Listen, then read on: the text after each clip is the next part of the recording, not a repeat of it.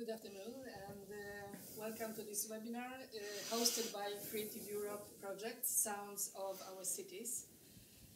My name is Iwona Preis and I am a director of Intercult, a Stockholm-based organization dealing with international project collaboration and also Smart, a production house for projects.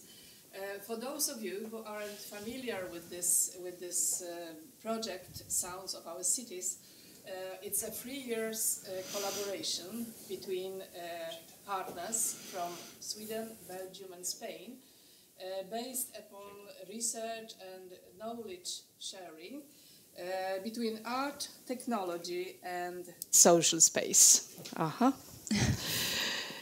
The partners have produced 2 sound art exhibitions in Roeselare in Belgium and in Barcelona in Spain.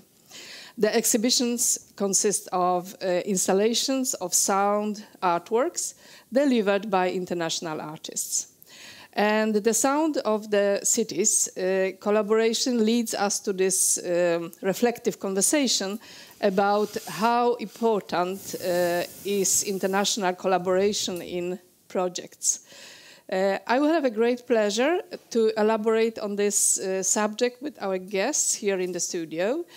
Guests with varied experience from international collaborations. Maria Lantz, representing higher education. Welcome, Maria.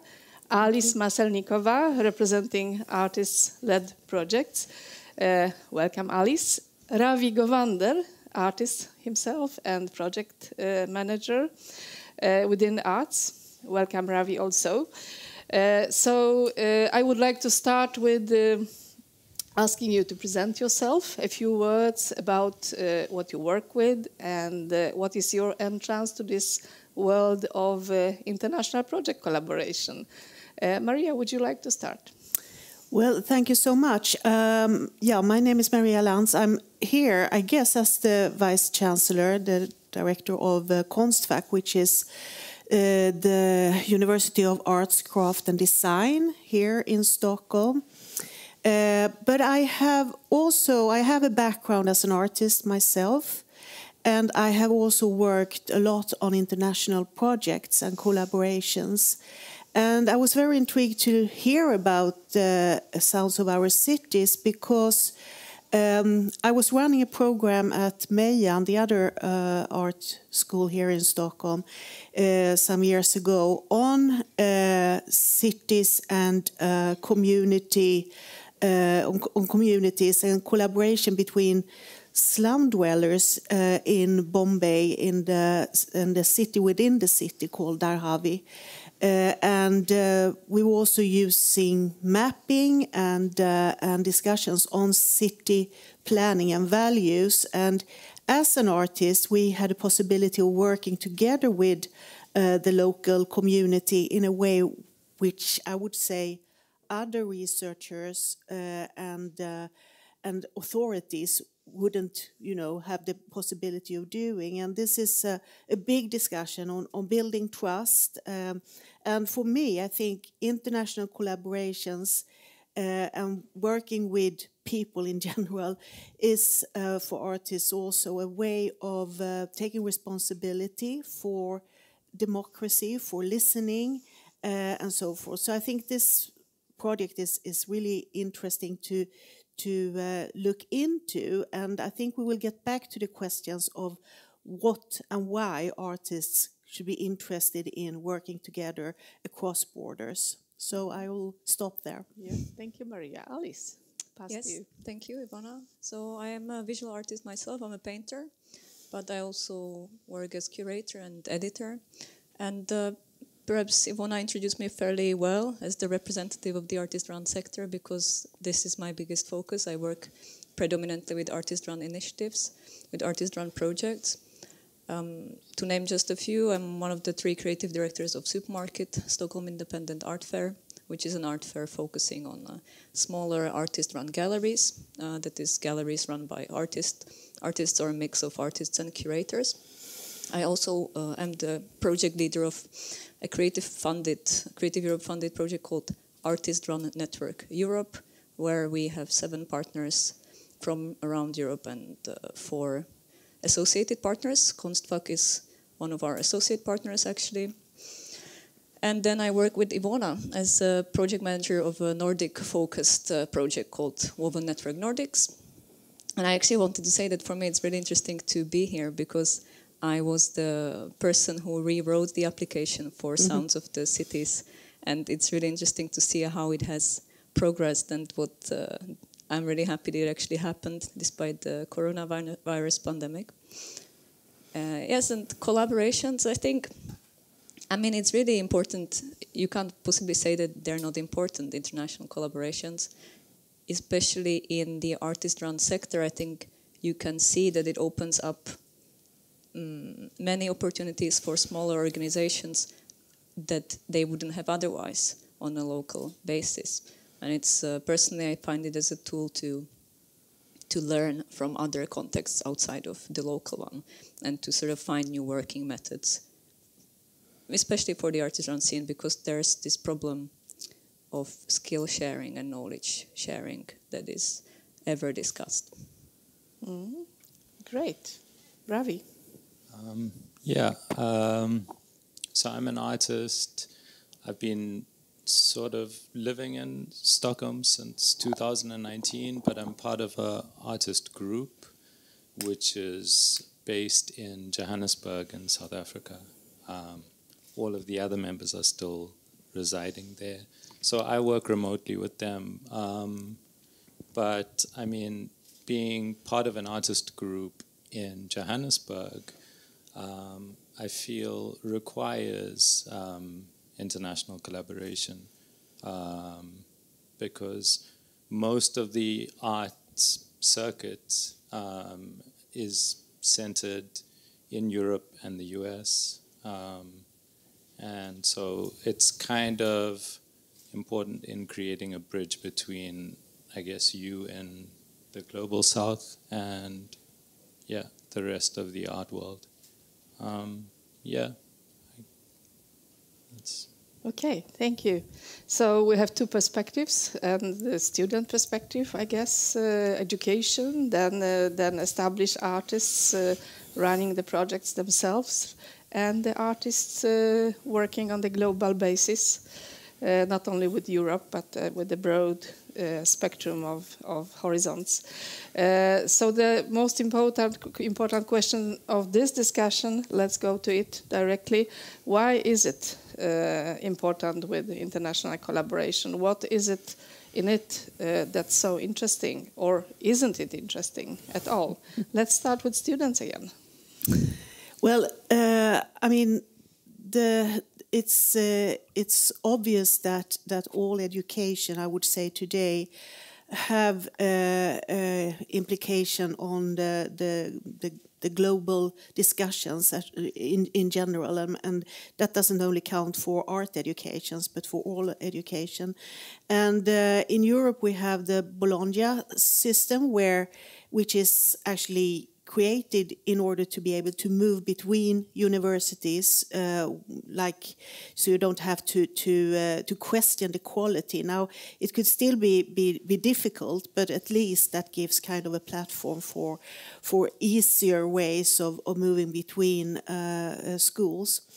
And we do that. We have also collaborations with a lot of countries outside of the EU, and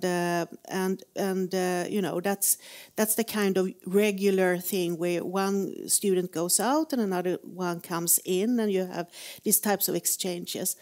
What I feel is that I'm not satisfied with that, because I'm not saying it's not good, but it's not good enough. We need to do more. And therefore we are constantly looking for kind of deeper relationships between institutions. Right now we have one ongoing project with Palestine in Ramallah, a super good art school. I mean, the quality there is really, really good, even though they don't have the same facilities as we have. And another project that I want to mention is Octopus, which is a 1.5-year project where teachers and students move between South Africa, Algeria, Vienna, Helsinki, and Stockholm. I think maybe there are some more countries involved.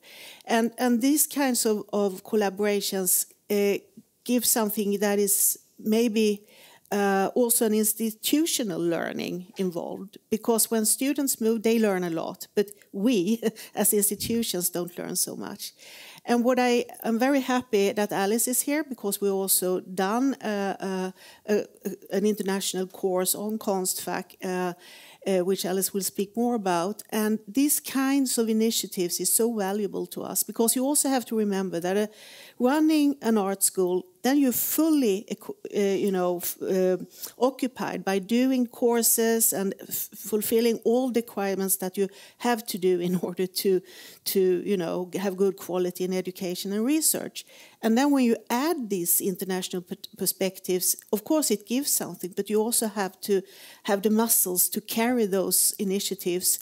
And for the EU applications, it's a lot of work, as we all know. So, yeah, that's sometimes an obstacle for us.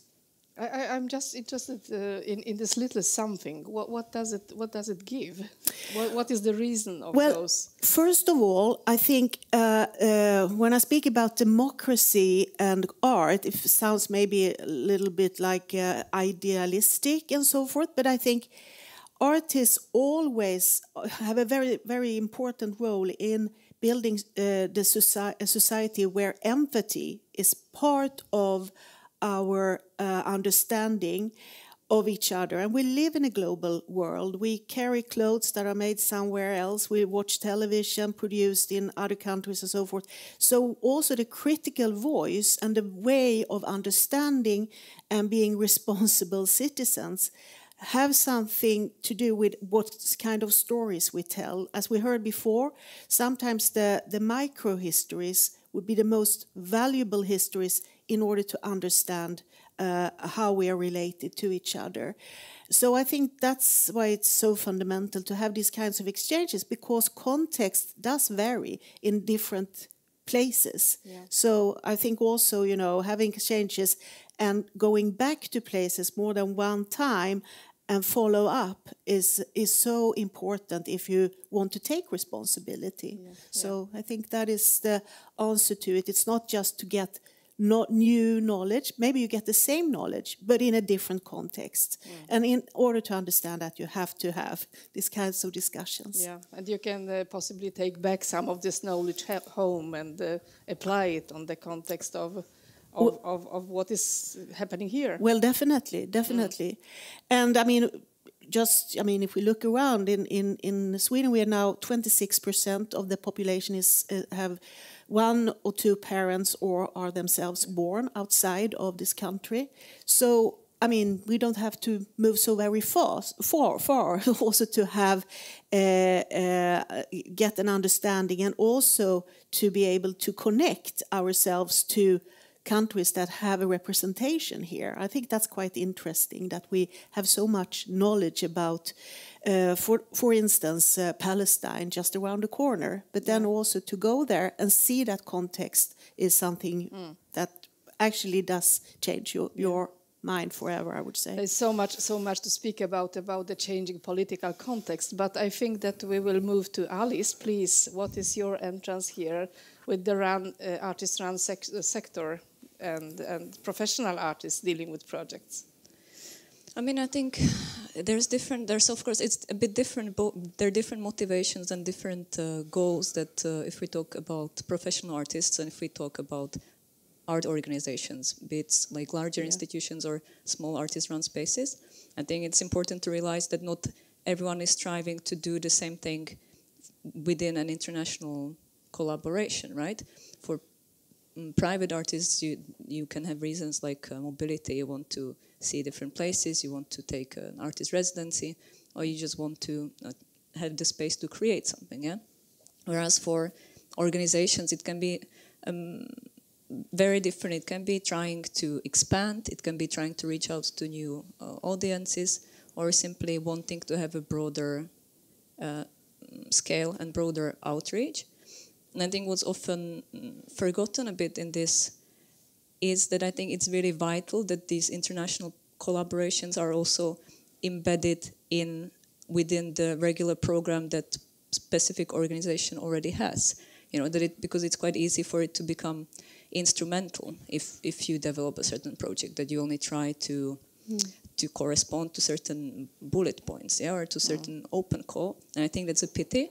I think it's a pity for both the person who has the call and you as the person who takes part in the project, because it doesn't obviously give you so much. So I think that's one thing. You should, as an organization, you should really try to align your values and your goals with the international partnership values and goals. It makes the project better. Isn't it an obvious point that you always start a project with the interest of your organization? No, the goals? Not at all. Actually, I think you can see this so much on international and local as well projects that it's very short-lived, and often they just end up and everyone's disappointed. It's just because, and that's simply because you didn't have a good communication or you didn't research this project well enough in advance. And the other aspect is that I think you should also, just because you go international, it doesn't mean that the project is good by itself. I think it's equally important to sort of fit within the local context and try to work with local communities and local audiences. Or the opposite, that local projects work a lot with local audiences and local community, but don't have this umbrella of the international collaboration and why we are doing the European projects at all. But you represent artists, and you are really involved in this artist-run way of implementing projects. What's the difference between organizational and artist-run? I think the difference is in the structure. Maybe the difference is rather institutional and artist-run, because if it says by itself, artist-run are projects run by artists. And one of the issues within this sector is that artists often do not actually have the skills to run projects, because to begin with, it's not something that they receive at higher art education. And I think we have space to talk about this a bit later on as well. And second of all, it's not... So you're just completely unprepared after art school to live, not to mention to run a bigger or smaller project. But second of all, it's not something that you perhaps even want to do if you're an artist. Now, it's a different way of thinking. It's to creatively produce something and to manage a team or a project or do economy. Yeah, and I think that I will let Ravi to comment on that. You're an artist yourself, and you have been involved in many, projects, collaborations rather than projects. Please tell us your perspective on this. Well, from my perspective, and which is more or less the perspective of CUSS, we started working locally, but our practice is also digital. So we used the internet to sort of communicate our work to the outside, whether that was within South Africa or the outside, as in the rest of Europe, the US, whoever. And I guess I don't want to generalize, but the way collectives or artist group work, they usually sort of are platforms and do operate curatorially. I guess we created a lot of ongoing initiatives over a period of about 10 years, and some of which were really sort of focused on establishing collaborations across continents. And that was very helpful to us. It wasn't necessarily the intention, but it helped export the brand that you build as an artist group, as a collective. Yeah. It helps build networks. It helps open your work up to audiences outside of local ones, and being in a local space in South Africa can kind of be quite... can sort of make you an outlier to an extent. Mm-hmm. I think the internet was helpful, online, digital space, whatever you want to call it. It was really helpful to us. And our work was built for that space. It was native. So we weren't trying to move our work online. It always sort of was part of the way the work was created. Yeah. And finally you moved to Sweden. You relocated yourself in 2019.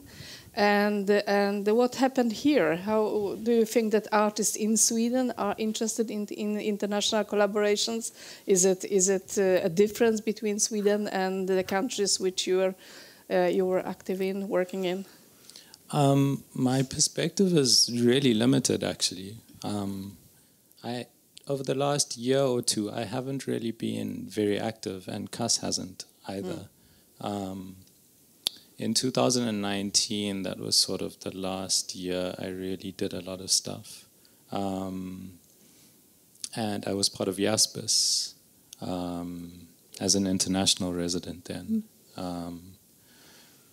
But the little that I have seen, I feel like artists, projects seem to be quite local.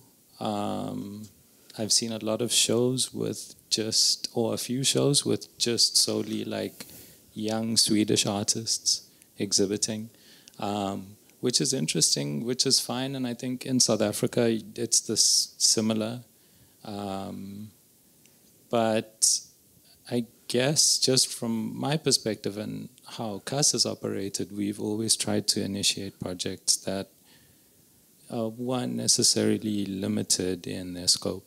We tried to facilitate projects based just on interest, who we wanted to work with, we thought could be great to have on board, whether it was local or international artists. I feel as an artist from South Africa, we started to gain a lot of interest internationally from about 2013, and from about, I think the last show we did in South Africa was about 2016 or 17. And prior to that, it was a few years before.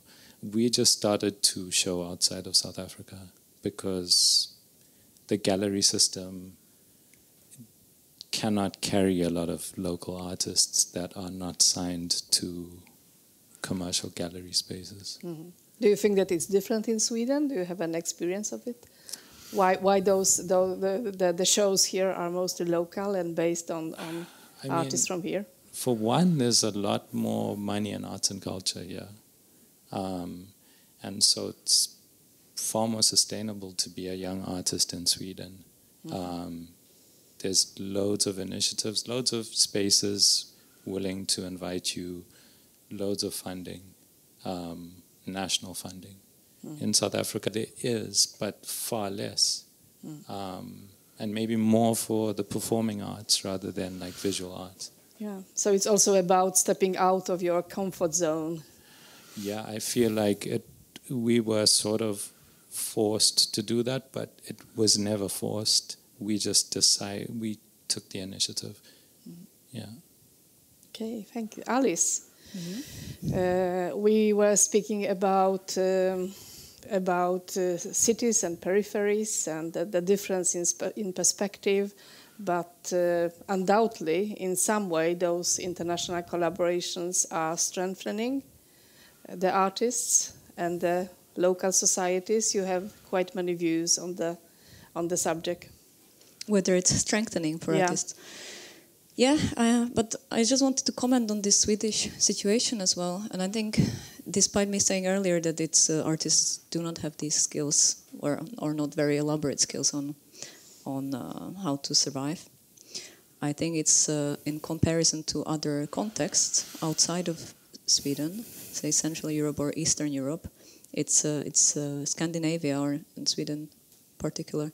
They have an incredibly, it's an incredibly privileged position to actually work here as an artist or as an art professional. because the amount of opportunities that you can have is just incomparable to other continents, of course, as well, but that's not what I'm familiar with, so I'm just speaking about Central Eastern Europe. And of course, for example, when we work with supermarket, we invite all these different international galleries and the European galleries to come to Stockholm. And we really see this difference on this example, because many of them cannot afford to come. They don't have their regular project funding, or they cannot apply for mobility and so forth.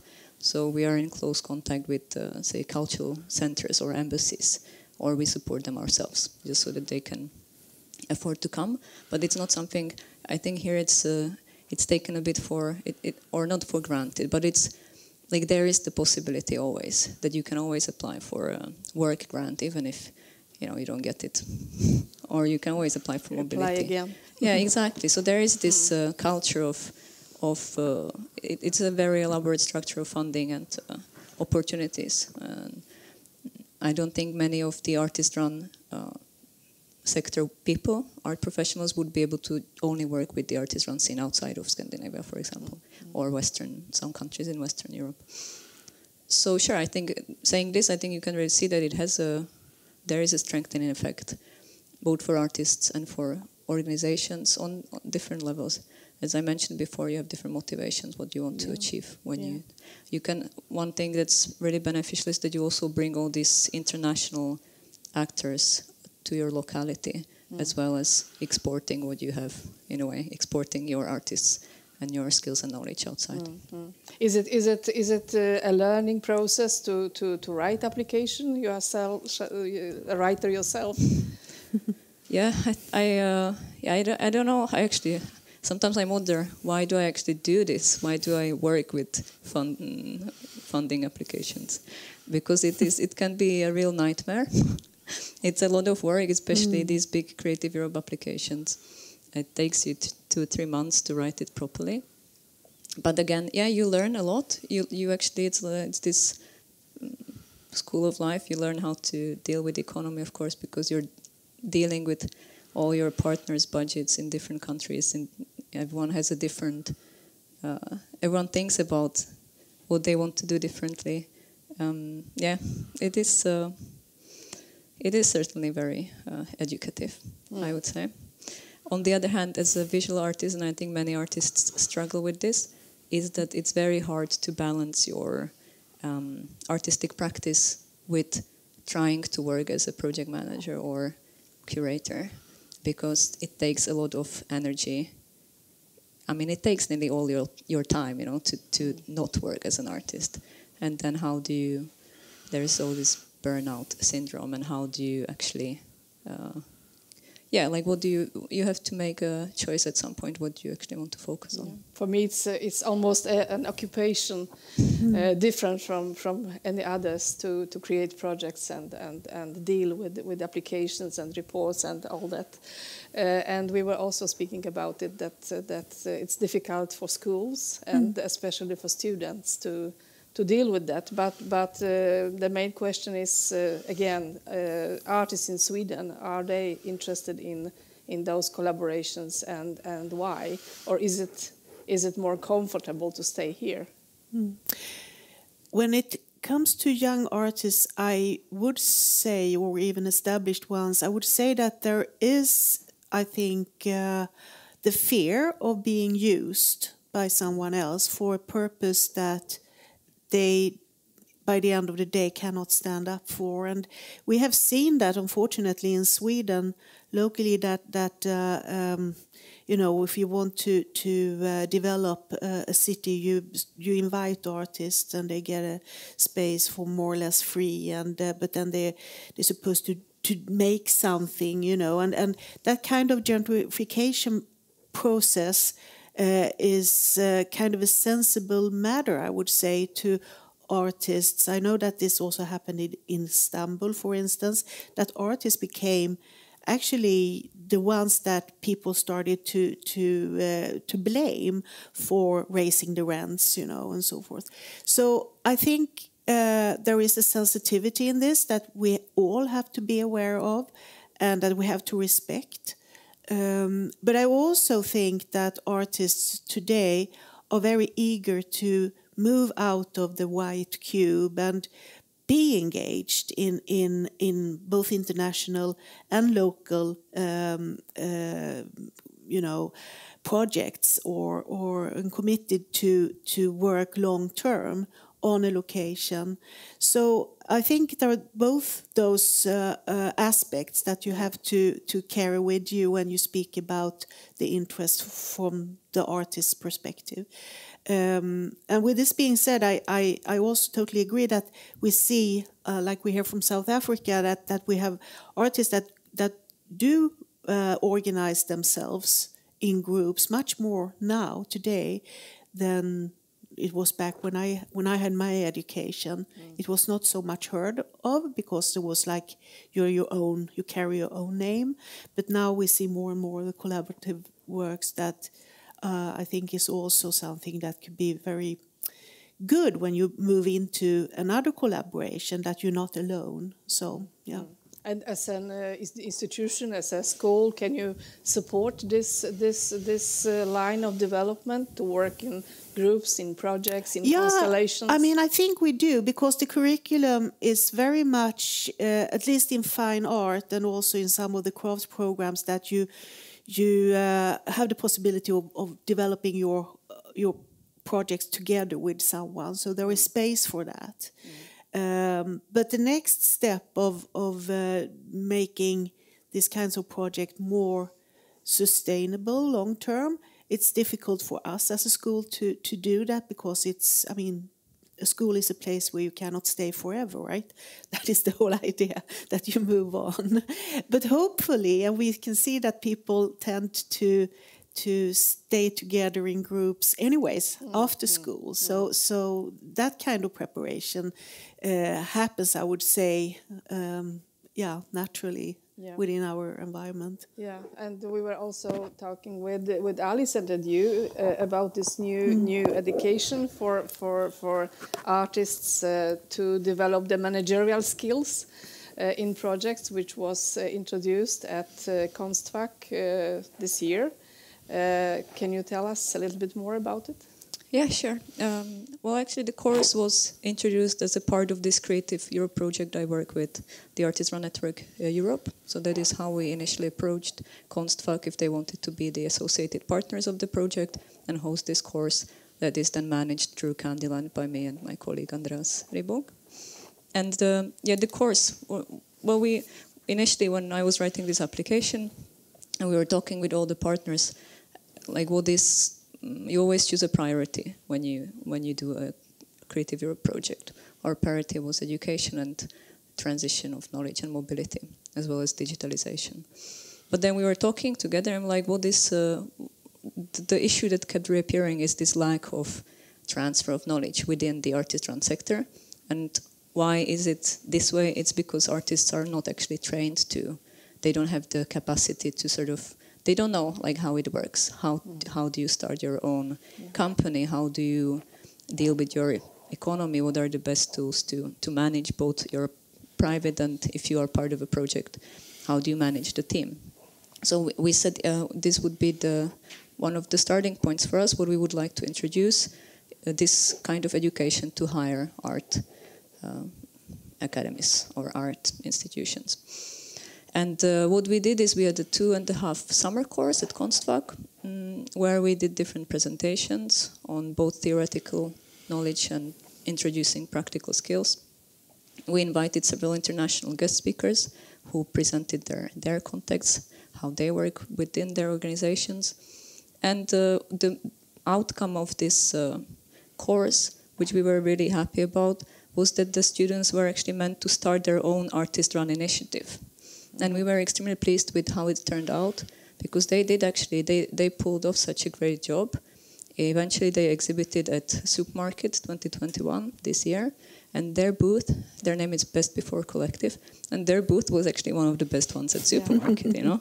So I was extremely impressed, and we were very proud. So the feedback we got both from the students and from the school was very positive, and we hope we can introduce it as in the future again. Yeah. So there are other options for artists to develop those collaborations, not only European projects with those big applications and a huge step towards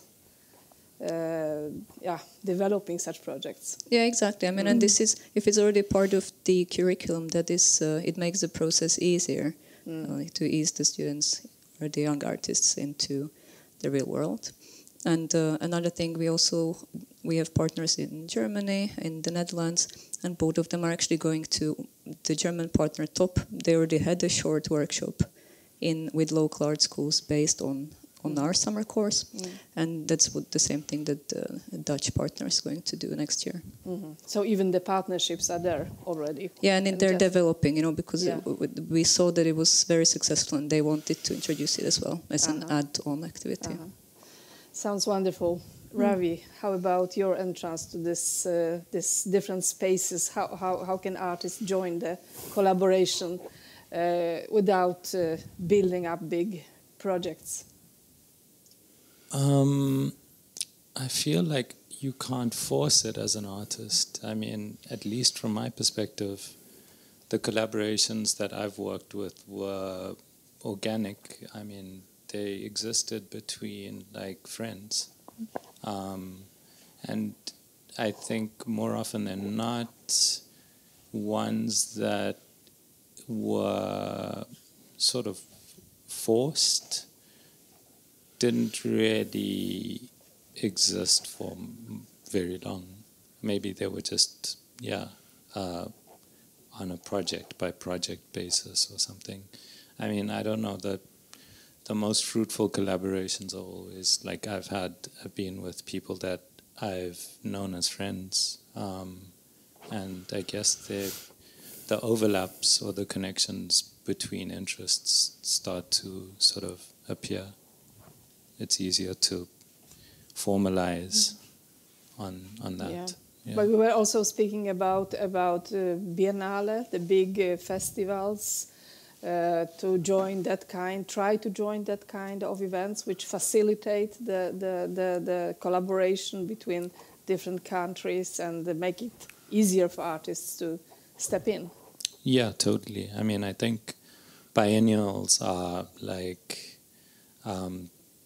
just this concentration of people from all over the world, and so exposure is always really good. I mean, with us, like we created an initiative in 2013 called Video Party, which was about inviting young artists who were living and working in London at the time to exhibit video art in public space in Johannesburg. There were a number of reasons we wanted to do it, but yeah, I think we just sort of wanted young people on the art scene in Johannesburg to be exposed to more video art, and we felt video art at the time was just being curated in very bland white cube spaces. So we chose to kind of do that, and through that ongoing initiative, we developed a network. It sort of plugged us in to a network in Europe. And I feel like that wasn't the intention, but it was a byproduct of like the creation of like that initiative. Okay. Yeah. So your experience is that from an accidental happening in your life, you applied to join the Biennale, you created the network, which is also a way. Well, we didn't apply to be in the biennial. We were invited to propose a project in 2016 in Berlin.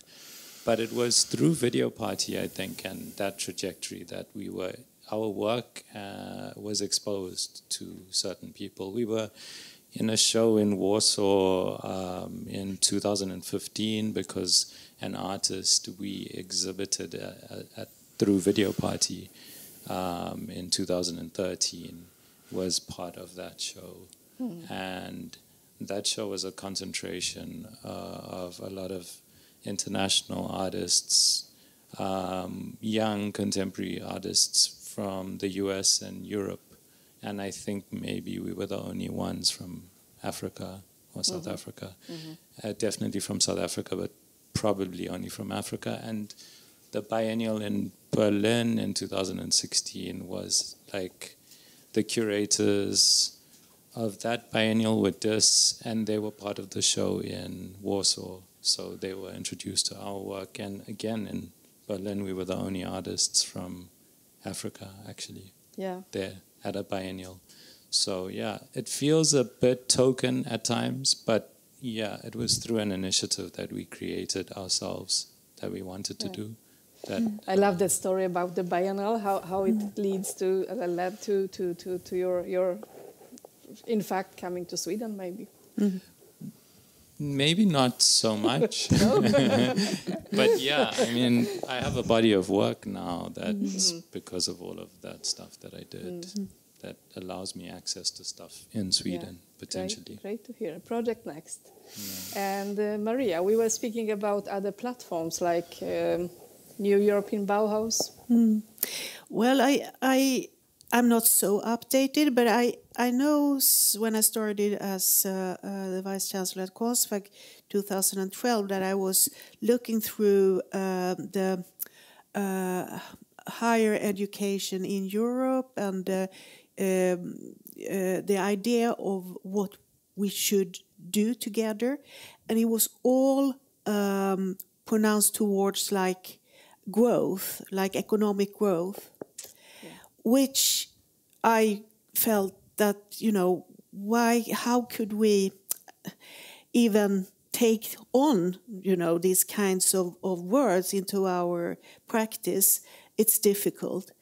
But now with the new European Bauhaus, which has also been criticized for being like colonial and so forth, but there is something in this project that is now have been launched that I actually do like, because if you read into it, it's a lot about how we can make our cities more sustainable, and not only to make them greener and so forth, but also in terms of social sustainability and how because what we all share in Europe is that we have a lot of buildings that needs to be restored. Because there was urbanization going on about that same time in all over Europe, and now a lot of buildings needs to either be torn down or having, you know, a new given a new identity and so forth. And this is something I find very interesting in doing in like collaborations. And I think in Sweden, now when we're here in Stockholm, we have cold weather, we have very little light during the winter time, whereas in other parts they have different problems, and we can exchange knowledge and practices from our lived experience as well as our knowledge that we have that is like more hard knowledge. So I think this is an interesting project where I do think that artists can find themselves exploring and being, you know, happy with what they do without feeling exploited. But it is always a hard task for artists, because when you look into an EU application or even within other research also here in Sweden, there is always the claim of finding out what the goal should be. What is my goal? Where do we end up? And as an artist, you don't know. I mean, that is part of how artists work, that they don't really know the end result. And we need to help each other, I think, to explain this to those who, of course, want to know where their money goes. It's actually taxpayers' money, so we should be very respectful for that. But we need also to help to develop a lingo which opens up for the unexpected, because that is what art is about. Alice, would you like to respond to it? You are working with artists within European projects and also other collaboration. Is it limited? Is it limiting artists? I think, yes, I agree to a certain degree, Maria. Of course, it is very outcome and output based. You have to fulfill certain criteria and answer to certain points when you write these applications. And unfortunately, it's about 90% of open calls or grants that you apply for works on this basis. That's also how we work in Intercult as well when we write our applications, for example. You know that very well. And personally, and I think we have been talking about this, I would love to have a slower kind of project for artists, but also for us, like for the other part, for working as art manager, where you could actually be able to, it's not, when I work with artists, I completely understand their point of view when they say, oh, but we had an 8-month long residency, but actually, and it was super good, but actually we didn't have enough time because there were all these outcomes that we had to deliver, or there was the final exhibition that we had to deliver. It sounds really natural. Of course, you have to deliver something because that's why you are a part of this project. But on the other hand, I also understand that there is this wish and need to simply be able to research and to sort of develop your artistic practice, and at the end have perhaps some sort of outcome, perhaps not, perhaps it's more, this process, it was in the previous talk, the process is really important as well, I think, what happened during the project. And maybe one of the ways to deal with this is that you really put better focus on documentation and evaluation, because that's something maybe we're not so used to doing very well. Here it's super impressive with this live streaming system, I feel like, on a national TV. But it's very difficult to have a good live streaming today, for example, for a small organization. How do you get all this equipment? Yeah, exactly. That's so nice to be here, thanks to this equipment also in the studio live conversation. We were also artists open-ended collaborations. Is it possible to do it without in a flat hierarchy like artists themselves, or do you need a manager, organization behind? I think it's tricky. You were saying that it's easy, or that it's good. I'm not quite sure how you framed it, but that it's good to work with your friends, and then good collaborations can happen. I agree with that. But often it's actually more difficult to work with friends, I find, because you don't. I don't think that this flat hierarchy works very well, because it might work on a ideas basis or conceptual basis. But eventually, everyone has a different tempo, and if it's a larger project, then someone just ends up doing the work or running it because of their skills or time, or a combination of the two. And if it's a friendship, of course it's good to have friends in a project, but you don't want to. Perhaps you are a bit more. You tread more carefully if they're only friends, and you don't want to hurt them, and then you end up making compromises. And I don't know if that's how to go about it. But I think, sorry, I just finished it. I think it's really, for this reason, it's really important to have these management skills or more organizational skills that artists have access to.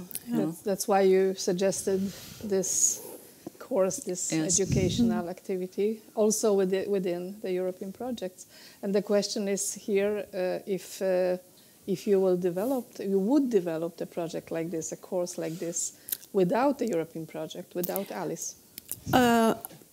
I'm not sure, and it's another interesting thing is also that artists, when they are in school, they're so busy doing what they want to do. So even if you would serve them this kind of course, they wouldn't take it because they wouldn't know that they need it until you're out there. So that this is also something that we're very keen to have the possibility of coming back and take a professional course as a professional artist on a certain subject, not only this. But I mean, I know artists that say that when they see an Excel file, they say, take it away. I became an artist because I don't want to deal with this.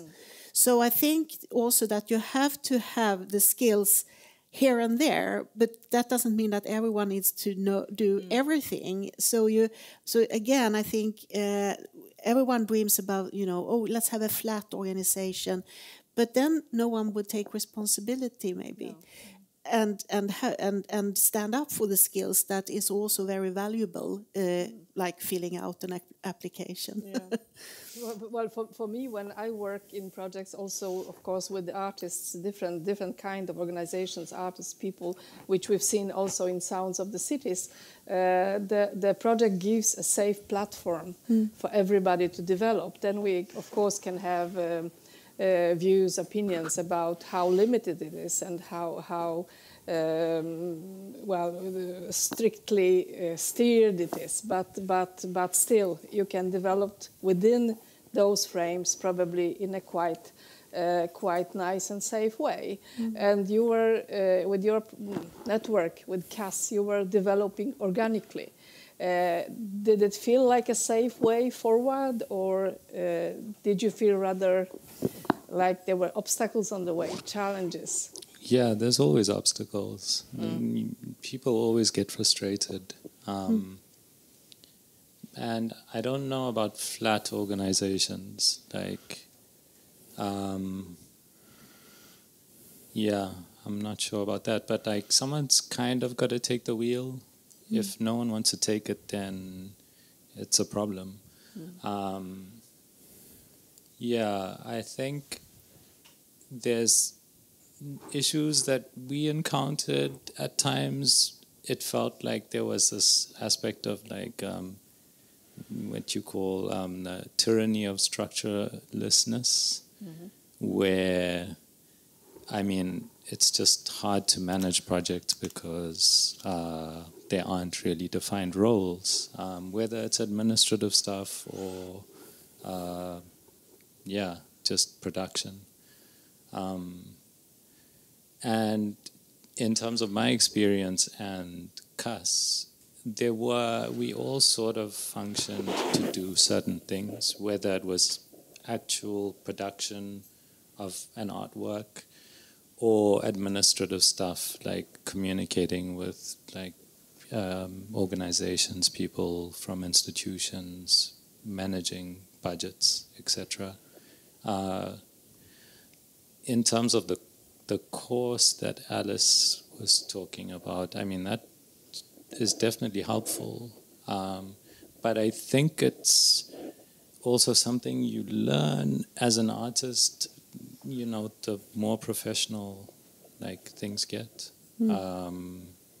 And also, like, to go back to that issue about working with friends, relationships will always change. I mean, that can break a relationship, or it can just change a relationship, and you can find a way to work through that. Whether your friendship is as pure as what it was is another story, but life is complicated. And everybody needs managerial skills or entrepreneurial skills, isn't it like this? I mean, yeah, you have to manage your own life. You must manage it, yeah. And also for artists, Maria, everybody is speaking about entrepreneurship. Isn't it also a subject on the table? Are you able to be? It's not possible to apply for funds nowadays, almost. At least not project funds, without having a company registered. No, it's true. And it was very obvious during the COVID when a lot of money was given to big companies, but the small, like self-employed people wouldn't get anything in the first round. Then it was fortunately changed, but it was really difficult for those who were standing there alone. So we are always vulnerable in life at large when we're by ourselves. So I mean, I totally, encourage our students and other artists as well to join forces, because always better than standing there. So back to the global question now. We have only a few minutes. Maybe the last comment from you: if that international collaboration, if it has an impact on people joining it, on organizations, on individual artists, if it extends beyond the partnership, how do you see on that reality, that usefulness of joining this kind of work? Alice, please. I just wanted to, I was thinking throughout, I wanted to add that we basically destroyed this myth of flat hierarchy as we were, everyone's, which is artist unfortunate. Yes. Perhaps we have to have another talk where we are all more enthusiastic about that possibility. But yes, I think as we sort of went through all this, maybe I'm dwindling away a bit from the question, but I also have this utopian vision that it would be that it's not really, it's not so important.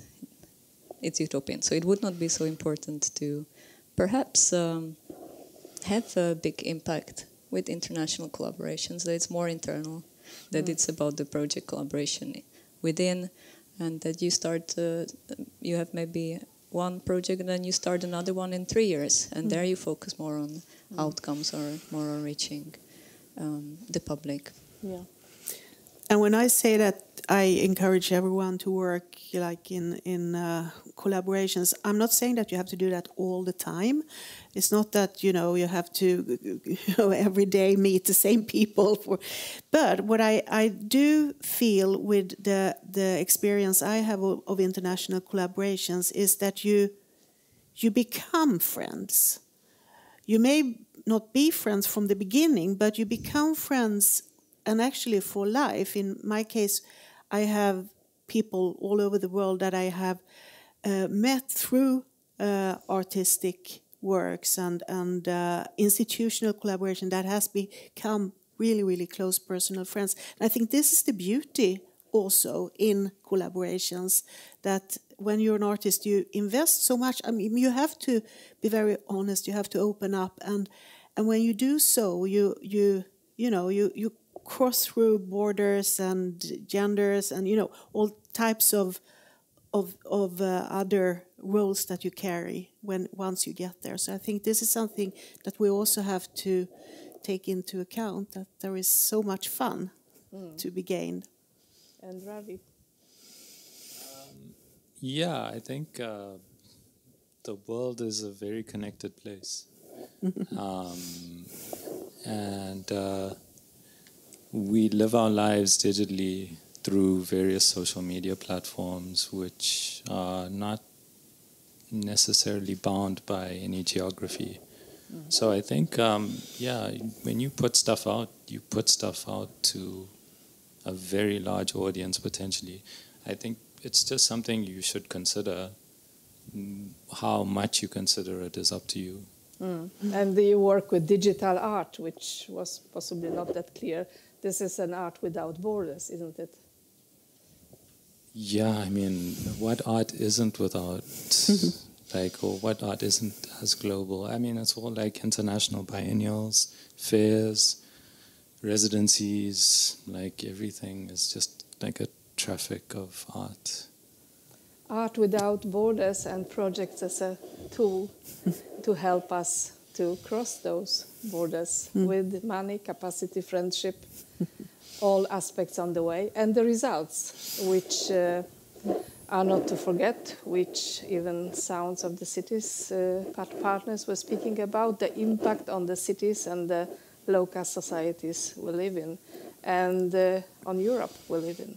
This is my final line. Thank you for coming here. Thank you for this conversation. I would like to continue. I hope that we can in some other company at another place. Thank you for today.